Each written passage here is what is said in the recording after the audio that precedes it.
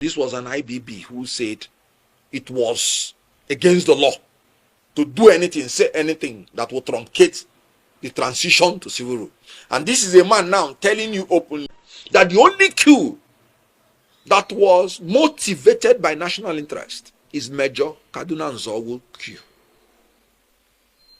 Major Mustafa is not an Igbo man.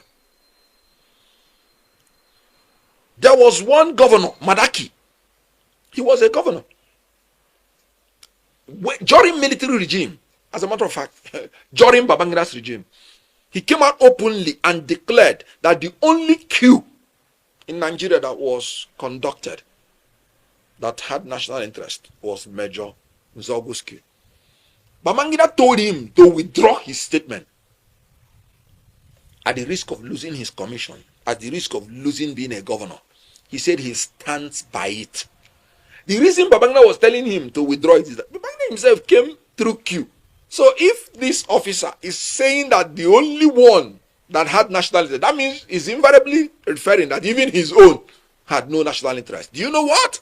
That valiant officer maintained his stand and he was removed from the army. I still remember because he was a lawyer then. He went and put on his lawyer's gown and headed to the court and was willing to throw away the military rather than not saying the truth. So all these people, they were all eyewitnesses. They were all ear witnesses to what happened in 1966 coup. And they made it clear that it was not an Igbo coup. Now, look at the people that were killed.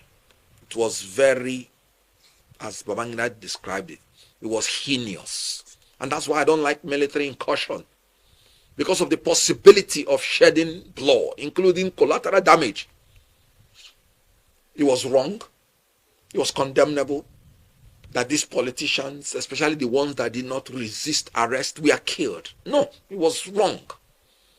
But do you know, the killing was all over Nigeria. Yes, it was a very terrible, bad thing to kill Ahmadu Bello, especially when he did not resist. Very terrible. Can't justify it. Tafawa Balewa was killed. You have some Yoruba officers that were killed. Those people were killed, they were killed because they were in line and could frustrate the coup. They were in line because they were perceived to be a threat to the revolution, not because of where they come from. They are all military coups. Why is it that we do not talk about the ethnicity or religion of all the people that carried out all these subsequent coups? Why do you say they are military coups? Because indeed they are military coups. So please, it is wrong to ascribe a military coup to a people because the people are not part of the Nigerian army. So what happened in 1966 coup, first and foremost, was a military coup.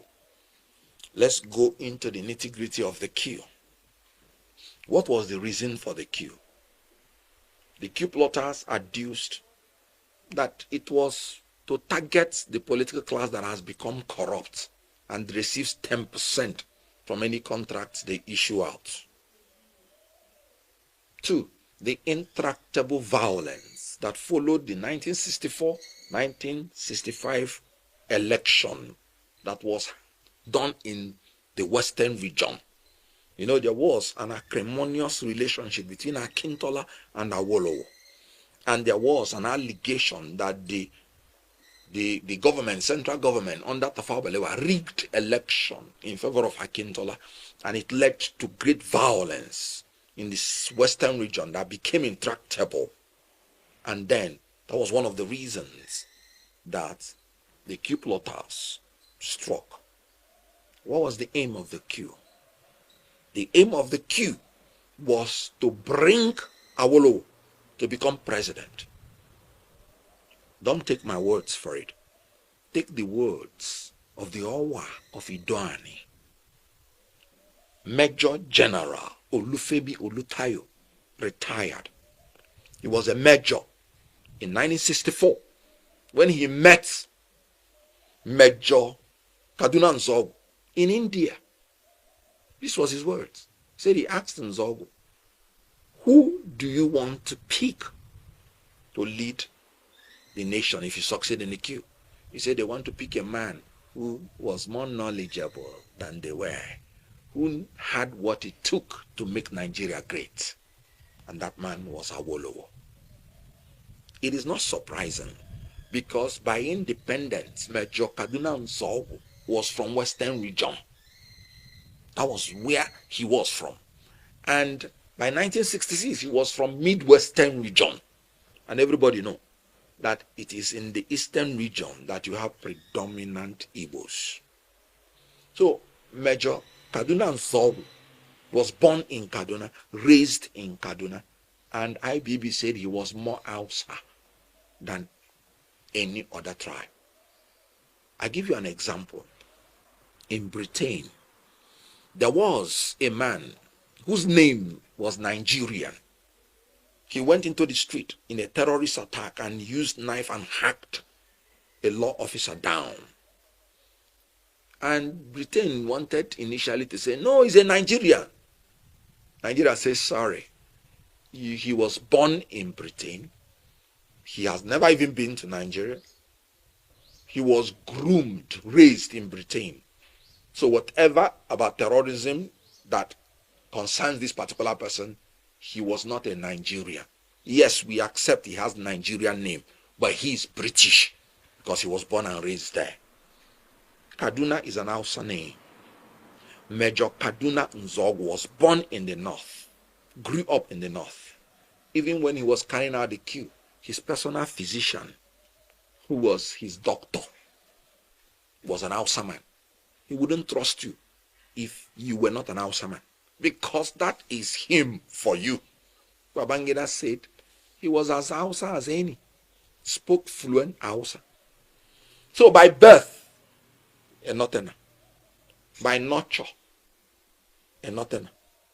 By political affiliation, a Westerner. And Babangida rightly pointed out that he was only Igbo in name. His ancestry, not even all his names. The first name Hausa, the ancestral name Nzeogwu was what was Igbo. Look at the people whose reason was not because of anything happening in Igbo land. The people who struck to make Awolowo a non-Igbo president. How does it have anything to do with Ndi Igbo? People have always said that part of the reason people suspected it was Igbo was because it did not happen in the eastern region. This is where they got it wrong. The question is, why did it not happen in the eastern region? One, eastern region was not harboring the capital of the Federal Republic of Nigeria. So if you're a coup plotter, the first place that you want to visit is the capital of the country. Because you don't have it, you're wasting your time. Who is that foolish coup plotter who will be risking his life in treasonable felony, chasing rats when the house is burning? So the center point of any coup is the capital of the country, which was located in Lagos. Secondly, there was no Igbo person in the political field that was occupying any command post that could have threatened the survival of the coup. Dr. Nnamdi Azikiwe was a ceremonial president, commanding nothing. Even if they had gotten Nnamdi Azikiwe, it wouldn't have been in the east, because as the president, he would have still been living in the west, as in the capital of the nation. Now, why again did it not happen in the southeast? Because the main core of the elite military corps of the Nigerian army from southeast origin, they were against the coup. Indeed, they were the ones that crushed the coup. Have you ever heard the name of any military officer from the north or west that fought to crush the coup? Babangida named them Major John Obienu, Colonel Chukwuemeka Odumegwu.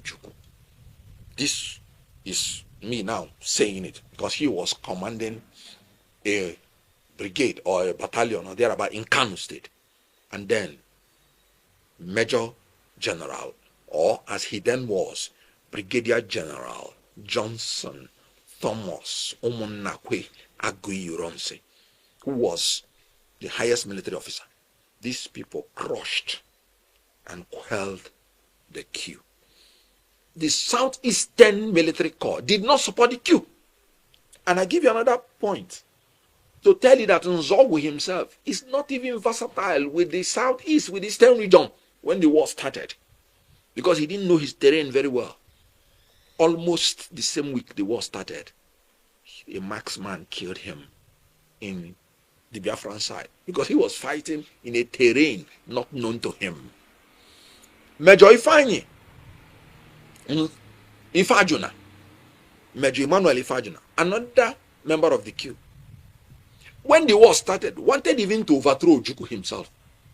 He was executed in Biafra, telling you that those main people who are from Igbo origin, who participated in the coup, do not even have the agreement of the main elite military officer corps of the Southeast. They don't even trust them. Because the aim of Ndi Igbo then was one Nigeria. That was why they were living in all parts of Nigeria. So they were embarrassed. Are the Igbo officers the only people in that queue? No. You had Major Adewale Ademoyega, Captain Ganiyu Adeleke, Lieutenant Fola Oyewole, and Lieutenant Olamifuno or something like that, by Babangida's account. Obasanjo also named more accounts, including Hausa officers. So let me tell you, what Babangida said was not even original from him. During the Oputa panel, the director of military intelligence then, one General Ibrahim Sabo, came out openly and said the only coup in Nigeria that had the national interest in the operation of the plotters was the 1966 coup conducted by Major Nzeogwu. Ibrahim Sabo, that name does not sound Igbo to you. A Northerner, a Muslim Northerner. Major Hamza Al-Mustafa, the former CSO of Abacha, he came on Oputa panel and made the same statement that the only coup that was motivated by national interest is Major Kaduna Nzeogwu coup. Major Mustafa is not an Igbo man. There was one governor, Madaki. He was a governor. During military regime, as a matter of fact, during Babangida's regime, he came out openly and declared that the only coup in Nigeria that was conducted that had national interest was Major Nzeogwu's coup. Babangida told him to withdraw his statement at the risk of losing his commission, at the risk of losing being a governor. He said he stands by it. The reason Babangida was telling him to withdraw it is that Babangida himself came through coup. So if this officer is saying that the only one that had national interest, that means he's invariably referring that even his own had no national interest. Do you know what?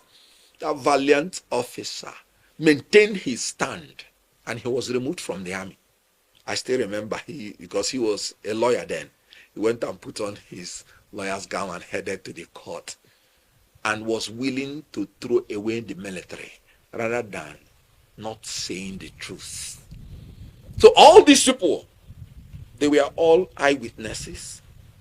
They were all ear witnesses to what happened in 1966 coup. And they made it clear that it was not an Igbo coup. Now, look at the people that were killed. It was very, as Babangida described it, it was heinous. And that's why I don't like military incursion. Because of the possibility of shedding blood, including collateral damage. It was wrong. It was condemnable that these politicians, especially the ones that did not resist arrest, were killed. No, it was wrong. But do you know, the killing was all over Nigeria. Yes, it was a very terrible, bad thing to kill Ahmadu Bello, especially when he did not resist. Very terrible. Can't justify it. Tafawa Balewa was killed. You have some Yoruba officers that were killed. Those people were killed, they were killed because they were in line and could frustrate the coup. They were in line because they were perceived to be a threat to the revolution. Not because of where they come from. Not because of their ethnicity or religion. And this is my point to prove it. Lieutenant Colonel Ato Chinyelo Unebe was killed. They call him one of the most disciplined officers in Nigerian army. An Igbo man. The quartermaster general of Nigeria then. He was in charge of the ammunition, the weapons, the equipment, the logistics. And the coup plotters knew that he was a threat to the revolution. And they went to him. Major Chris Anuforo, an Igbo officer, went to him and killed him in front of the pregnant wife. And you're telling me, if it's an Igbo coup, then an Igbo man will pick up a gun and go to shoot this man in front of his pregnant wife.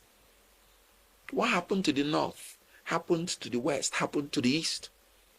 It is just because those storytellers with intention to malign Ndi Igbo and misconstrue facts, they now elevated everything, hid a lot of facts to make it appear as if it had anything to do with Ndi Igbo. Ndi Igbo, they were the most progressive then, most prosperous. They had in every sector of Nigeria, they were almost in charge. So why would they want to go and conduct a coup? Ndi Igbo suffered from the 1966 coup. Any Igbo man that was in line with anything that could frustrate the revolution, because that's what they called it, they killed him if they could. So it was a misnomer from the one to call it an Igbo coup, because the reason for the coup was not Igbo. The aim of the coup was not Igbo. The people that perpetrated the coup were military officers from all ethnic groups and from all tribes. And the people that were killed were all the people they could get to that are in line with being threats to the revolution, irrespective of their ethnicity, religion, creed, or place of origin. So Babangida did the right thing for exonerating Ndi Igbo. And henceforth, because I have been saying it in my own interview all this while, that Ndi Igbo has nothing to do with the coup. If an Igbo man is a military man, he becomes a military man. He becomes an officer of the Nigerian military, not an Igbo man. Whatever he's doing it in the name of being an officer of the army. Just like in 1983, the military took over. Nobody said it was an Hausa coup. Even when a Fulani was made the head of state, nobody said it was a Fulani coup. They said the military has taken over. Buhari came into power. 1985. Babangida came into power. Notena from Nupe. Nobody said it was a Nupe coup. Then it continued. So please, whatever happens by the military should be described for what it is. Military coup. For me, it's not an Hausa coup. It's not a Yoruba coup. It's not an Igbo coup. It is a military coup. And that is how it should be described. Henceforth, it will be defamatory. Henceforth, for anybody to attribute that coup again to Ndi Igbo. And for the sake of the unity of this country, especially for us that believe that Nigeria is a better place for all of us, we must learn to allow old hostilities to depart with old age and allow new breath of fresh air to permeate the beautiful environment of Nigeria. There are no Igbos, there are no Hausas, there are no Yorubas. All of us form the Federal Republic of Nigeria. So there are Igbos, there are Yorubas, there are Hausas, there are Fulanis, there are IBBs, all of us form the Federal Republic of Nigeria. So whatever is your tribe, you're not in competition with Nigeria. You are part of Nigeria. So let us do things that will make us leave better legacy for our children and live in a better place. 1966, I repeat, was a military coup. It could never have been an Igbo coup. What's your opinion about the June 12th annulment?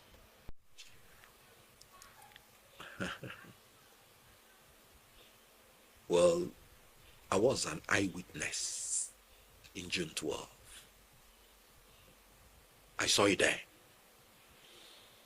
And so when I'm talking now, I'm talking as an eyewitness. 1966, somebody can say, and that was why I quoted all the people that said the things they said in 1966. But in June 12th, I was an eyewitness. So whatever I say now, I stand by it. First of all, June 12th would have been one of the best things that would have happened to Nigeria, because it was a day Nigerians went out to vote for a president in the freest, fairest election, where a man who contested the election, MKO Abiola, won fair and square. That suddenly what would have been the best suddenly turned to become the worst, because for no reason known to common sense, for no reason known to any reasonable person, the election was annulled by Babangida, and Babangida alone, and unleashed the unrest on the country and Nigerian people. Now, let's talk about the transition program of Babangida. Immediately, Babangida overthrew Buhari on August 27, 1985. He promised from that same day that he was going to hand over power to a democratically elected government by 1990. Along the line, he set up a political bureau that advised him on what to do. And within the time, summarily, let me just move summarily. When it was getting to 1990, Babangida decided that he was going to experiment with diarchy. In other words, a system of government where the civilians will be elected and the military will also be in power. And he used that opportunity to extend his transition from 1990 to 1992. Babangida did not blame anybody that the person was responsible for the extension, because being a military head of state, his word was law. He ruled by decrees. And you know what? Babangida said, I dominate my environment with power, with the power of firearms. So he was in charge and he was in power. Babangida had been a professional coup plotter. So he knows everything about coup plotting. And everybody knows that you make a mistake, you're gone. You recall that his best man in his wedding, Mama Mfasa, he tied him on the stake for rumors of coup and shot him. So no military junior of IBB ever in his front took him for granted, because they know the consequences. When the Oka people did the coup, he shot all of them. Even when there was a court martial, that exonerated some of them and said they will not face death penalty, IBB constituted another court-martial that retried those people and decided to kill all of them. It was Major General Ike Nwachukwu that was the head of the first court-martial that condemned the first set of people and exonerated the rest. But IBB set up another one, and they had to kill the others. So you can imagine such a man, and then he will say something, and you're telling me that another person influenced him to change his mind. No. So he shifted it from 1990. All other elections of the lower level, they were being held. But when it comes to the one of the presidency, it will be shifted. So from 1990, we shifted the presidential election to 1992. In 1992, before then, IBB decided that he was not satisfied with all the political parties that the politicians set up for themselves. He decided to set up the political parties for the politicians. So IBB set up National Republican Convention and set up Social Democratic Party and told politicians to join in. He wrote their constitutions for them, wrote their manifestos, and he was in charge of all the security apparatus. So IBB owned the transition. So how can you own the transition? He built the secretariats for the parties in all the 700, in all the local governments of Nigeria. They were not up to 700 then. He built all the secretariats for them. So you as a politician, you don't have any say. So whatever IBB said was what was done, 100%. Even the house you were staying as your secretariat was not your own. So SDP, NRC went into election, primary election in 1992. IBB say it was rigged. There was electoral malpractices, this and that. In fairness, I witnessed it. Being honest, that primary election was difficult for anybody to say it was free and fair. But that was internal affairs of the political party. And the politicians helped to say it should be cancelled. Of course, IBB jumped at it and cancelled it. Not once, but twice. By that time, people have already concluded that this man does not want to leave power. He cancelled those things, not because they were rigged. Because in my own opinion, that primary that was done, which eventually was won by Shehu Musa Yar'Adua and Adamu Cheroma. Shehu Musa Yar'Adua of the SDP, Adamu Cheroma of the NRC. It was really mad by rigging. So IBB cancelled them. But he did not cancel them because they were mad by rigging. He cancelled them because he saw an opportunity not to leave power. And each time he cancels an election, he gives himself about 1 year more or 2 years. Remember, he shifted from 1990 to 1992.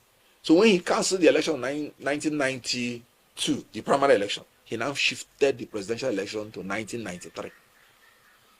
That was how we came to June 12. Why did I say the primary election that he cancelled, even though there was rigging? Why did I say it was not because of rigging? Why I said it was that when June 12 now came, the primary elections of MKO and TOFA, because they were the ones who emerged, was peaceful, without incident. And IBB say he's surprised. Now, immediately it was peaceful. IBB started becoming agitated. And then we started seeing associations springing up from anywhere saying IBB must rule forever. One of it was Association for Better Nigeria, headed by Aton Zeribe. This was an IBB who said it was against the law to do anything, say anything that will truncate the transition to civil rule. And this is a man now telling you openly to cancel the transition and rule for 4 years. And IBB admitted in his book that no, he approved of it, because if people were talking against him, then if he sees anybody who is talking for him, approving him, why would he stop the person? This is IBB talking in his book. So that means he endorsed Association for Better Nigeria. And what was Association for Better Nigeria saying? IBB should govern for 4 more years. So allowing that, of course, we know how supporters of government are raised in this country. So the June 12th election, MKO Abiola and Tofa emerged. So IBB's hands were tied. But he did not sleep when it was becoming obvious that June 12th was about to happen. By June 10, Association for Better Nigeria went to court under Justice Basi Ipeme, and obtained an injunction to stop June 12th from going on. Meanwhile, the Decree 13 or thereabout, written by IBB himself, outs the jurisdiction of any court to give any order stopping the election. The mere fact that IBB even summoned a meeting to think and talk about it in June, by June 11, tells you that he was becoming uncomfortable. That is like this election was going on. So he wanted to, because IBB is a very smart person. So that meeting, the aim was to feel the impact of the people, to know whether they are in support of the election going on or not. So in that meeting, his own NEC chairman, Professor Nwosu, brilliant professor, first class material, University of Nigeria, he came and overwhelmed them when the Abacha them and all those groups were saying no, the transition cannot go on, this and that. Professor Nwosu came and overwhelmed them with his argument. IBB, looking at the environment, knew he had no choice. He told Professor Nwosu to continue with the election. Now, this shows that IBB had all the powers, because courts spoke. Some of those officers he was referring to spoke, and he came and overruled all of them, and none of them did him. The June 12th went on. So that singular act is enough to tell the whole world who was in charge and who was in power, and that IBB had power over the courts. IBB had power over all his junior officers, and they dare not say anything if IBB has said something.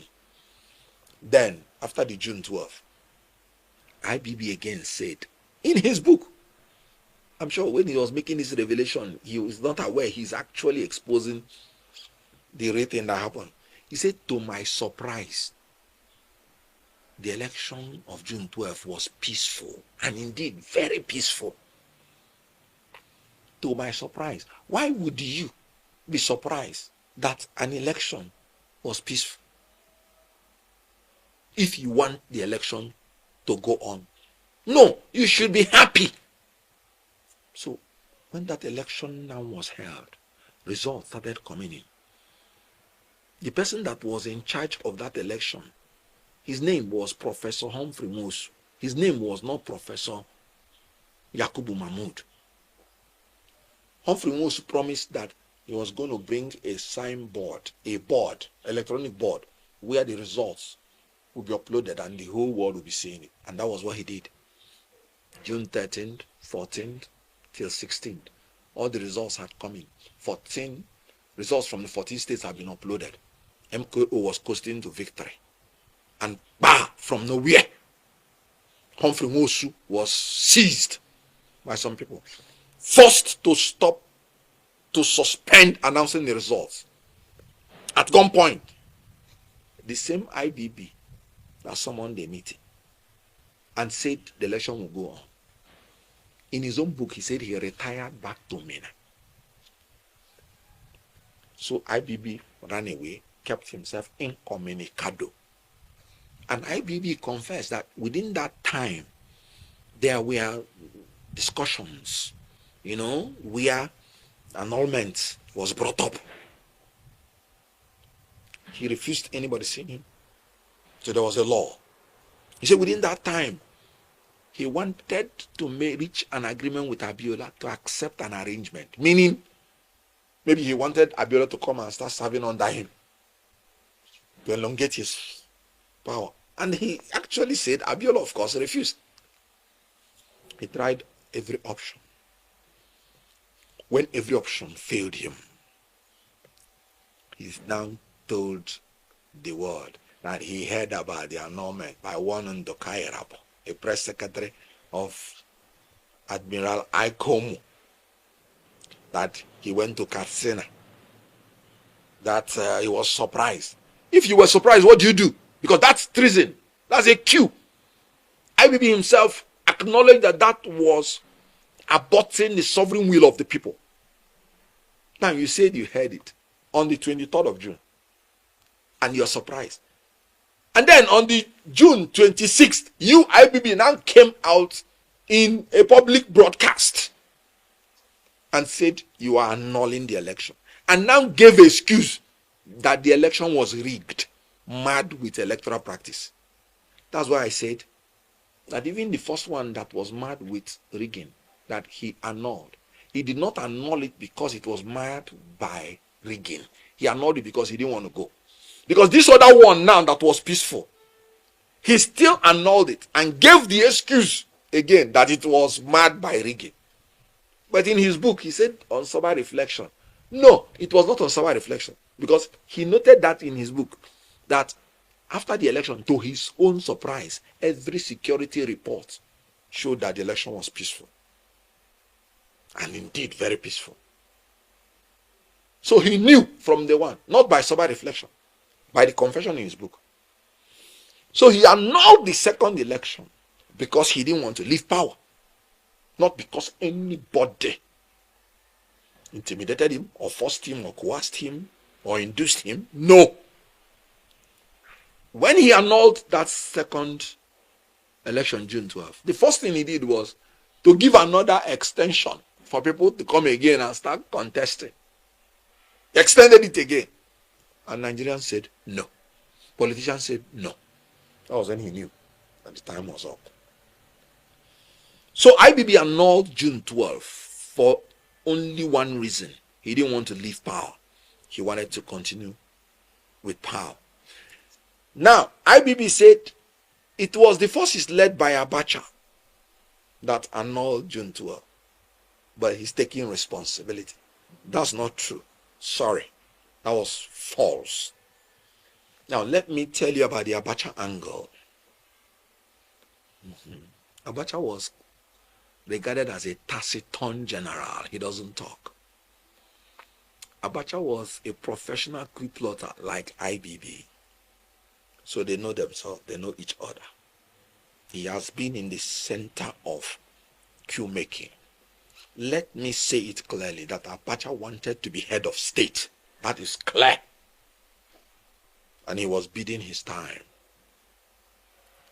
So what happened was that Abacha knew that Babangida did not want to leave power. But Abacha knew that if Babangida hands over power to a democratically elected government, he will never be head of state again. So what he did was he created the impression to Babangida that if you annul this election, I will support you. And because he has been supporting Babangida in every issue, helped Babangida save his life, this and that, Babangida didn't have any reason to doubt him. Babangida confessed that immediately he cancelled the election, the bottle burst, and that Abacha became a new man. He now realized he didn't know him from the beginning. That was true. And the reason was because Abacha was in support of Babangida's intention to annul the election. So Abacha knew it and created the impression to him.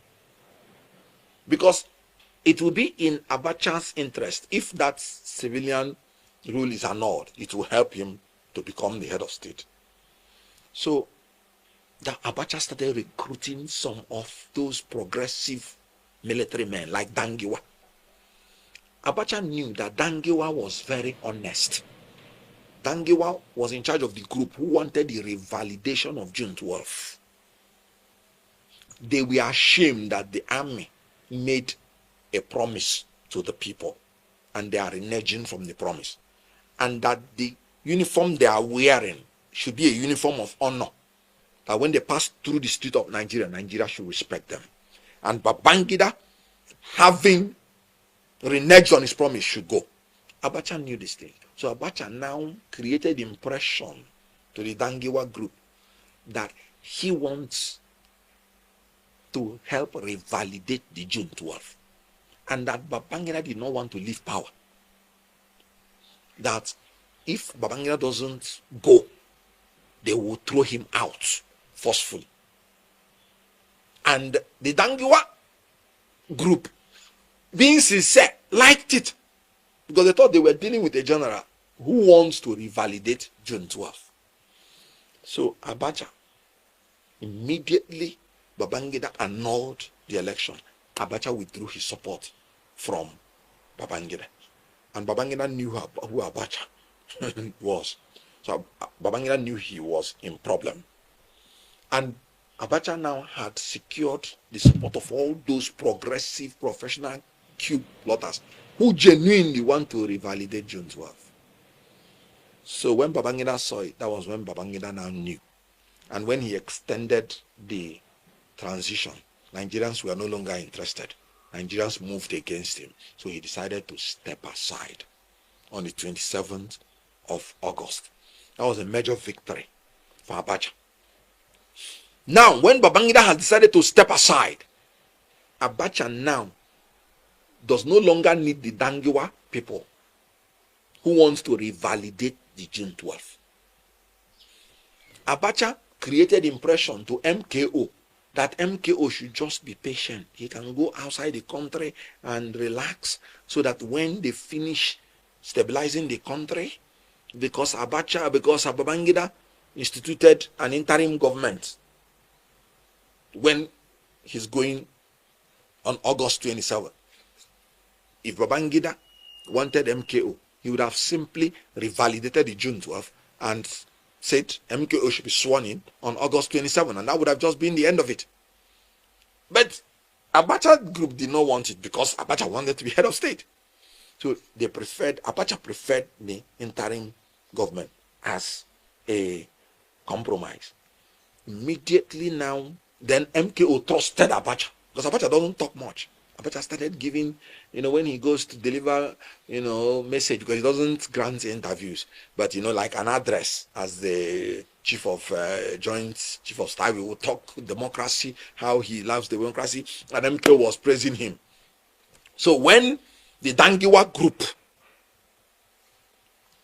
when Babangida decided to step aside, Abacha did not need the Dangiwa group anymore, because the Dangiwa group will now be an obstacle to him. So immediately the interim government now was set up. Abacha started retiring them. So Dangiwa now went to him, and Abacha said, you offered to retire. When Babangida did what he did, Dangiwa offered to retire from the army instead of being part of the shade. They encouraged him not to retire, including Abacha. Then Abacha needed him. He said, no, you shouldn't retire. This Babangida doesn't want to go. We can take him out. This and that. Dangiwa agreed. When then Babangida stepped aside, Abacha did not need him anymore. They now brought Dangiwa. Dangiwa, you said you wanted to retire that time. We have now accepted your retirement. They eased him out of the army. Abacha started easing all those bright coup plotters out of the army. He has secured the endorsement of MKO, because the impression is, just allow me, when I settle, I would revalidate it. So when Abacha saw that he had become stable, because the Abiola group never and shouldn't ever have liked Shoneko, being an Egba man, to take the position that MKO should have taken, they continued fighting him. Civil society fighting him. They went to court, and court declared his regime illegal. So what Abacha needed to do was to go to Shoneko. You see, court has declared you illegal. You can no longer guarantee the security. And then Shoneko had to resign. And when Shoneko resigned, Abacha assumed the head of state. By a law written by Babangida. Babangida, when he was going, said, in the event that the interim national government collapses or resigns or is dead, the most senior minister will take over power. Abacha was the most senior minister. And Babangida was to confess in his book that he knew, even when he was saying that Shoneko was going to collapse. So eventually, Babangida now made way for Abacha to take over. The same person you're accusing, he was the one who annulled the June 12. In fairness to Babangida, in that particular point, there needed to be a very strong military man to be able to hold Nigeria together then, because everything was scattered. So, when Abacha now assumed power, MKO was one of the earliest callers. I still remember the sofa. Both of them sat. Abacha, called even when MKO sat down in the sofa. Abacha told him to shift closer. And MKO shifted closer. And then Abacha, they took the picture and he beamed it to the whole world and created the impression that everybody supports his emergence. Having gotten that stability, he started reneging. By the time MKO realized it, it was too late. MKO, in frustration, declared himself president. Abiola took him, put him in jail. Abiola did not want to kill him. Abiola knew that if MKO is alive and is in jail, it's better for him. Why?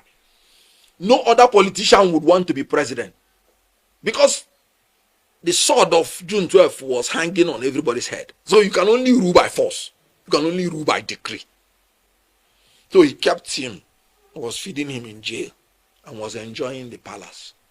The irony of the Nigerian Federation, the people who ought to be in jail are always in the presidency, and the people who are in the presidency ought to be in jail. It is still continuing till today.